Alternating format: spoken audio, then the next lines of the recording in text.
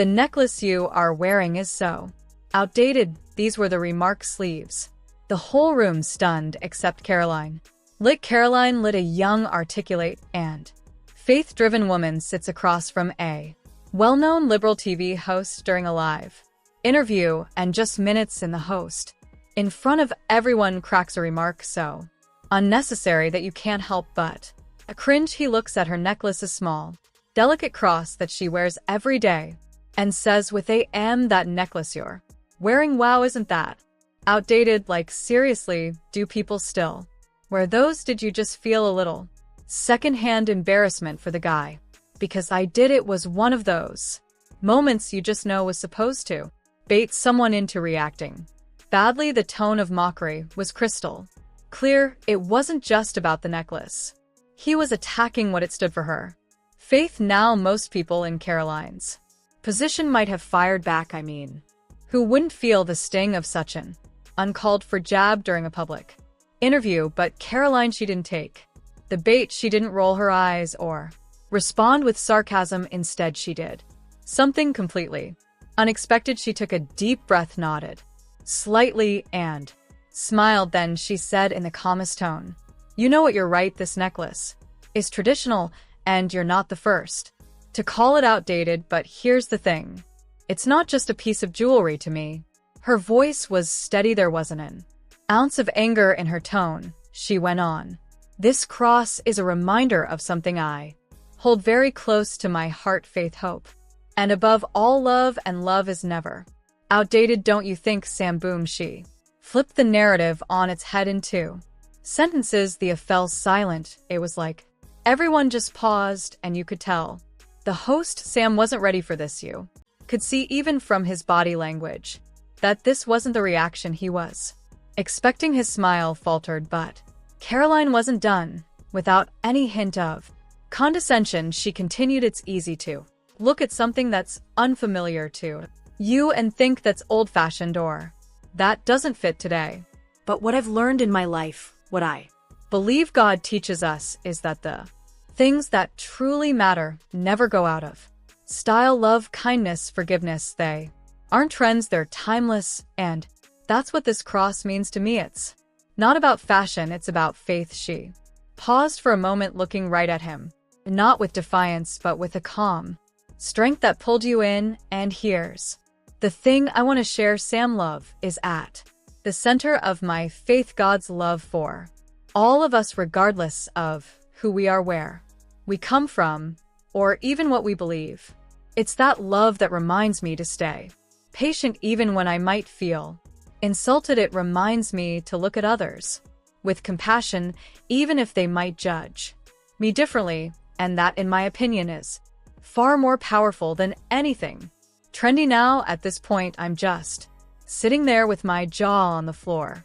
Can you even imagine having that kind of grace under pressure, to remain so unshaken when someone's literally mocking you on live TV? That's the kind of strength I think we all hope we'd have in a similar situation. The host tried to jump in, but Karoline wasn't finished. With the same calm tone, she added, "And you know what, Sam, if we're honest with ourselves, I think we all have something we hold dear, something others might not immediately understand or appreciate, but instead of tearing each other down, what if we use those differences to have conversations, to learn about each other, to connect?" She stopped and smiled again, warmly. This time, imagine how much better things might be if we just started with love instead of judgment. And you could see it. You could see it, the shift happening, not just with Sam, but with the audience too. There wasn't laughter anymore, not even awkward shuffling, just silence. That heavy, contemplative kind of silence that tells you people are thinking. Sam finally managed a response, and it was hesitant. He said, "I guess that's certainly one way to look at it." That was all he could muster, but Karoline didn't push or prod. She just nodded graciously, like the absolute pro she is, and the conversation moved on. But here's the real kicker. After the interview aired, Karoline started getting flooded with messages. People who watched reached out to her saying how much her words moved There were conservative viewers, yes. But there were also liberals, people of other faiths, even those who said they didn't really believe in anything spiritual at all. And they all said the same thing, that her calmness, her compassion was inspiring. One woman, a self-proclaimed atheist, wrote, "I don't usually feel connected to conversations about religion, but the way you handled yourself and spoke about love made me reflect a little. Thank you for reminding me how powerful kindness can be, guys. Do you see the ripple effect here? That interview wasn't just about a necklace or a jab from a TV host. It became this moment where Karoline reminded people of one of the most important messages there is the message of God's love. And here's what's incredible about that message.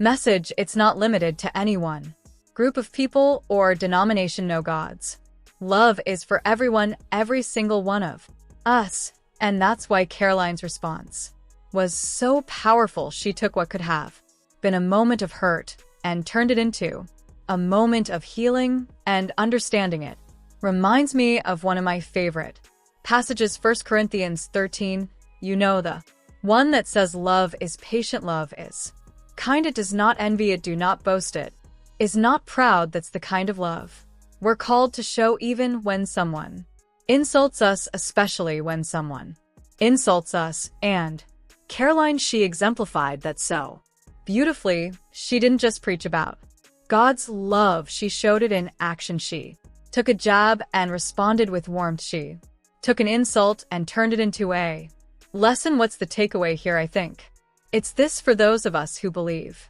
our faith, our values, they might not always be understood by everyone. Some might even mock it, but it's not our job to fight back with the same energy. It's our job to reflect the kind of love and grace we've received from God. Karoline's story is proof of that. She showed us that when we stand firm but respond with compassion, we don't just defend our beliefs, we might just open someone's heart a little in the process. And that's the story of how one necklace called outdated sparked a conversation far bigger than anyone could have imagined. Remember, love is never outdated.